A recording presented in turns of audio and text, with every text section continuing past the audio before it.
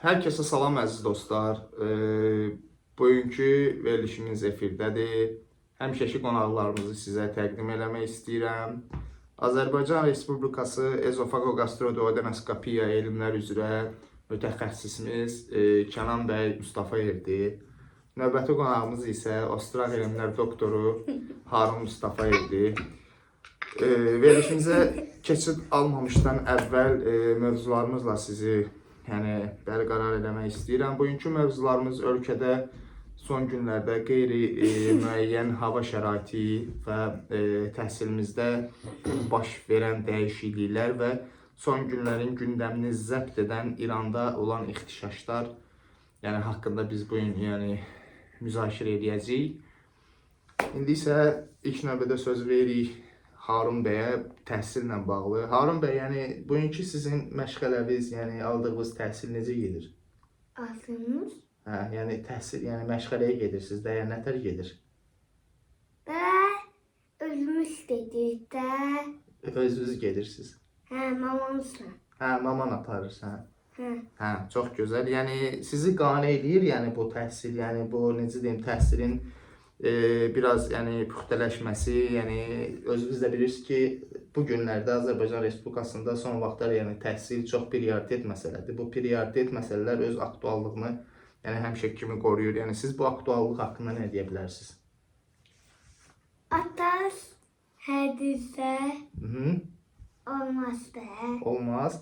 Məncə çox da ciddi alması bir mövzu deyil, elə? Bəli.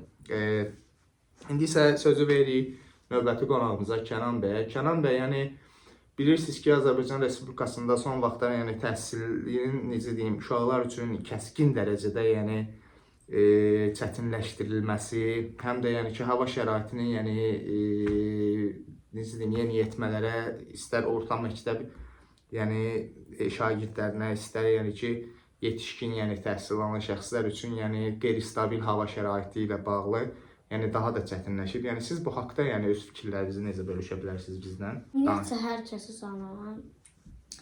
Bu təhsil haqqında barədə mən çox deyə bilərəm ki, havalar bu qışa görə çox normal gedir, qeyri-adi getmir də, demək, biraz soyuqluyur babalar. Bunu məktəblərin tətil olması, ara sıra bir-iki gün tətil olması normal bir şeydir, amma etmirlər.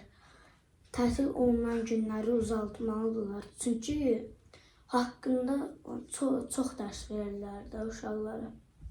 Siz düşünürsünüz ki, bugün orta məktəb şagirdlərinə verilən dərslər normadan artıqdır. Bəli, bəli. Sizcə hansı tədbirlər görünməlidir bu barədə? Siz məsələn də indi təhsil naziri olsanız və yaxud da öz məktəbinizin direktoru olsanız, hansı tədbirləri görüb, hansı addımlar atıb şagirdlər üçün həm asan, həm də ki, necə deyim, daha əhəmiyyətli yollar seçə bilərsiniz? Dərsləri azaldaram.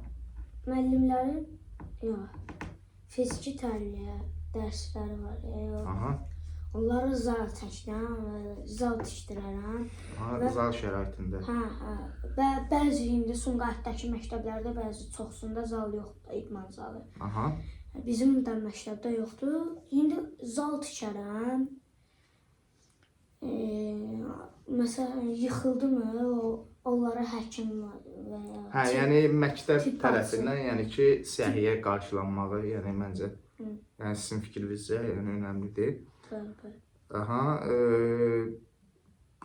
Məsələn də indi siz təkcə fiziki tərbiyə haqqında danışırsınız. Başqa elmlər haqqında, məsələn, fizika var, riyaziyyat var, necə deyim, informatika var, ana dili var, Harun bəy düzgün vurğuladı, ədəbiyyat var. Bu sahələr üzrə əlifba, əlifba birdən 3-ə kimi olur, Harun bəy, Bir amma A, I, O, T, E.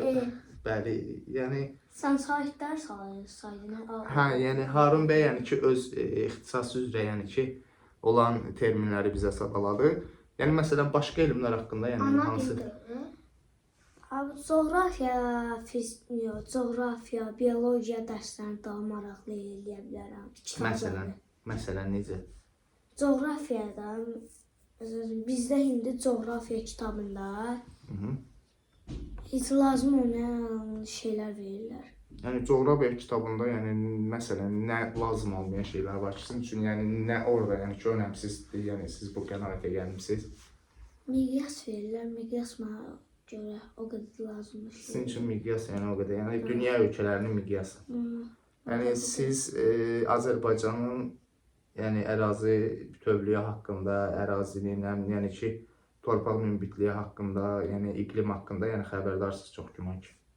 Azər, Çox gözəl. Sonraki mövzumuza keçid eləmək istəyirik. Son günlərdə yəni gündəmi zəbt edən mövzulardan ən əsası odur ki, İranda olan ixtişaşlarla bağlı, yəni təriqətlə, yəni ki, dövlət idarə olunmasının, yəni qarşıdurması mövcuddur. Yəni təbii ki, yəni sosial şəbəkələrdə bu barədə mövzulara rast gəlmisiniz. Yəni sizcə dövlətin idarə olunması hansı resurslarda, yəni daha məntiqlidir? Yəni din cəhətdən yoxsa necə deyim, yəni konstitusiya cəhətdən, yəni qanun məcəlləsinə görə. Siz məsələn ölkə başçısı olsaydınız, yəni dövləti din üzərindən idarə edərdiniz yoxsa qanun məcəlləsi? Qanun məcəlləsi. Yəni siz nəyə görə? Çünki indiki dövrlərdə çox öz başına adamlar, insanlar, heç polislər belə baxmır. Yəni polislər də yəni düşünürsünüz ki, yəni qanun üzrə hərəkət eləmir. Bəs niyə görə? Yəni bunu vurğulaya bilirlər. Niyə görə yəni ki din üzrə yəni istəmirsiniz? Az başına Türkiyədə bir dənə şərait olmuşdu. Adı Atlas Çağlayan da çox güman ki gəlinə rast gəlmisiniz. 17 yaşlı uşaq idi. 15 yaşlı uşağa belə baxıb deyənə alıb bıçaqla öldürüb də o uşağı. Hə, yəni təbii ki, yəni çox təəssüflər olsun ki, yəni bu cür şeylər yəni cəmiyyətdə çox yəni nadir rast gəlinən bir hal deyil. Yəni çox yəni sıx yəni rastlaşdığımız bir mövzudur. Ümumiyyətlə mən bunu coğrafiya ilə əlaqələndirirəm. Çünki yəni Türkiyə kimi mühitdə yəni biraz necə deyim, həm təhsilin az olması, həm insanların öz başına olması, həm necə deyim, valideynlərin övladlarına yetəri qədər yəni vaxt ayırmaması, tərbiyə verməməsi bu kimi hallara rast gəlmək çox yəni mümkündür. Təəssüflər olsun ki, buyurun. Türkiyəyə indi çox bağlı oldu da, çox özbaşına insanlar var da. Türkiyədə həddindən çox ölümlər, terrorlar olur.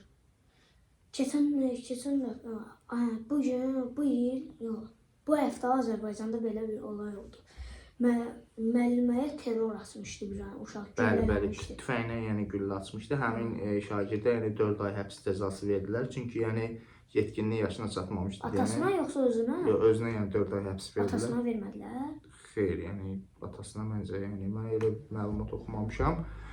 Növbəti mövzumuz isə son günlərdə yəni gündəmi zəbt edən daha bir məqam, yəni Roblox yəqin ki eşitmisiniz oyun haqqında. Yəni onun qadağan olunması haqqında, yəni sizin bu barədə yəni görüşləriniz nədir yəni? Qadağan olunması məncə doğru fikirdir.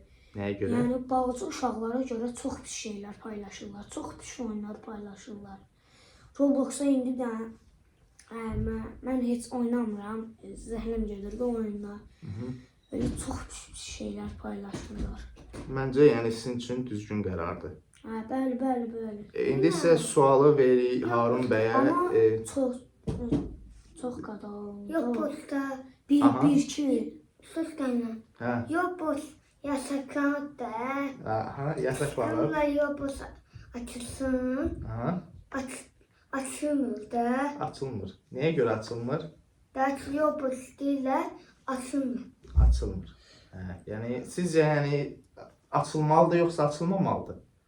Açılmır. Açılmamalıdır. Hə, yaxşı, bəs yəni siz deyə bilərsiniz? Ne? Cart.